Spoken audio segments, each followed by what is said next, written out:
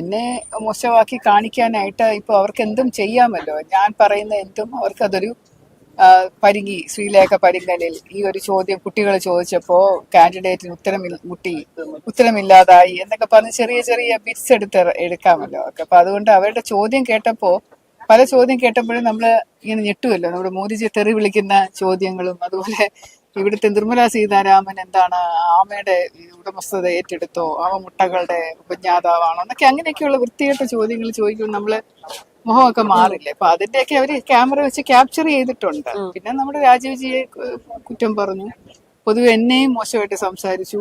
പൊതുവെ എല്ലാ BJP പ്രവർത്തകരെ കുറിച്ചും BJP കാൻഡിഡേറ്റ്സിനെ കുറിച്ചും ഒക്കെ വളരെ വല്ലാതെ അവരിങ്ങനെ പ്രിപ്പയർ ചെയ്തുകൊണ്ട് വന്നതാണ്. അപ്പൊ ഫോണിൽ നോക്കിയിട്ടാണ് ക്വസ്റ്റ്യൻസ് ഒക്കെ ചോദിച്ചുകൊണ്ടിരിക്കുന്നത്.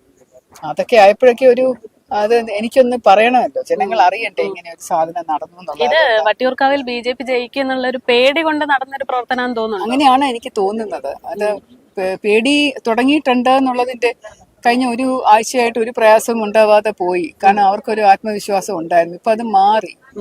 അപ്പൊ അതുകൊണ്ട് അവർ പേടിയുടെ പുറത്താണ് ഇങ്ങനെ ഇതുപോലുള്ള കഥകള് പറയുന്നത്. ഒരു വശത്തുനിന്ന് UDF പറയുന്ന ഒരു ഡീലുണ്ടെന്ന് പറയുന്നു, മറുവശത്തൂടെ ഇവര് മറ്റു കാര്യങ്ങള് പ്രചരിപ്പിക്കുന്നു, ഒരു കഥ മെനയാൻ ശ്രമിക്കുന്നു, നമ്മുടെ പോസ്റ്റേഴ്സും ഫ്ലാഗും ഒക്കെ വലിച്ചു കീറുന്നു, നശിപ്പിക്കുന്നു. ഇതൊക്കെ കാണുമ്പോ എന്താ നമ്മള് കരുതേണ്ടേ?